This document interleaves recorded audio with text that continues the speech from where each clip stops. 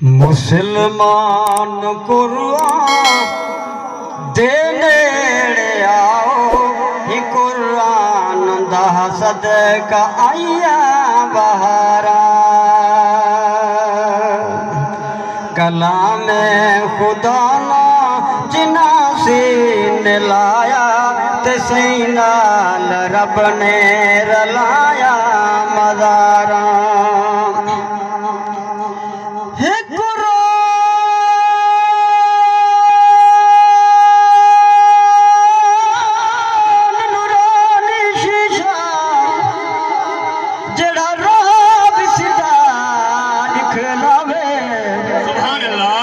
कोई पढ़े चा अमल करे ओ सीधा जन्नत जा। माली दा कमा भला पानी देवा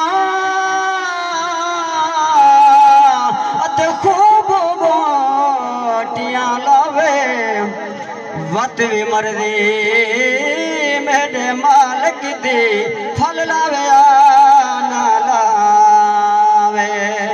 कुरान दे हर सिपारे तू सदके कुरान दे हर सिपारे तू सदके होया जाए ते नाज़िल प्यारे तू सदके।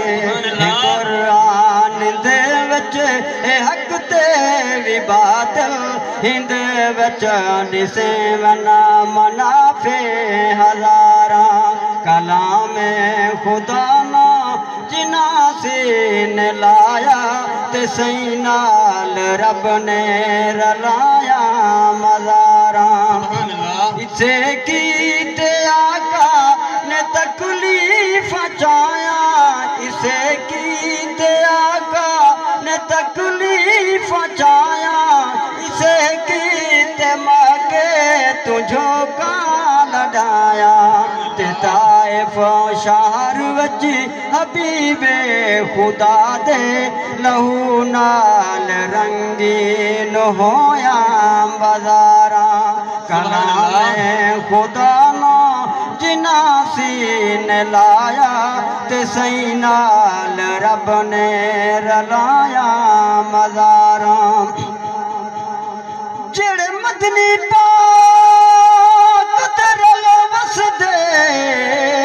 जन्नत दे हकदारे हे मन यादा हे रब आदा कर कुरान ते इतबारे।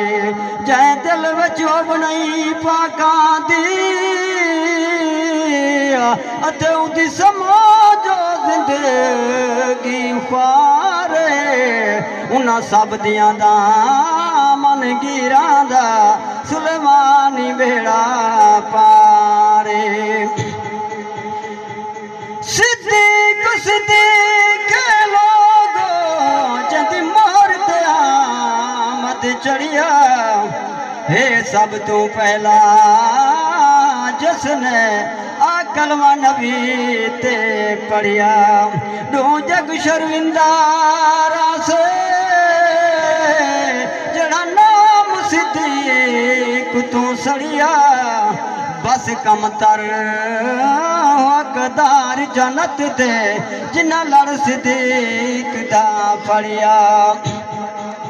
आया उमर ते मुक गई उमर कुफर दी किती शरक दी उमर तबाही जिन्ना उमर को मार च नहीं मनिया उन्हें पिट दिया उमर बंजाई।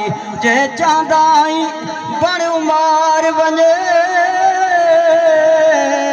बड़ उमर दयार शहदाई तन उमर जलोना हिन पुणिया ताहिर होश पलते उमर दी शाही।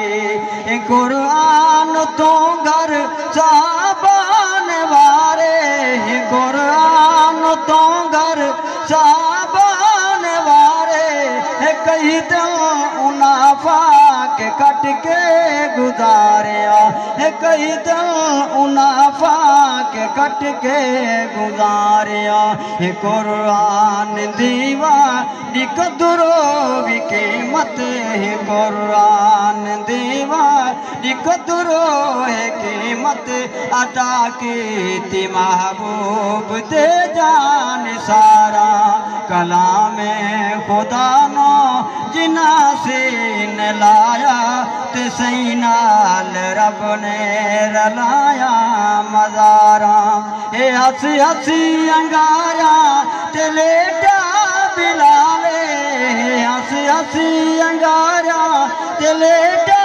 बिलाले बेरहमी किवें थई सुमैया दे नाले कबाब बान यासर दे नाज़ुक बदन ते उना ज़ालिमां दी त्या पत्थरां दा मारा मुसलमान कुरान दे नेड़े आओ ए कुरान दा सदका आया बहारा।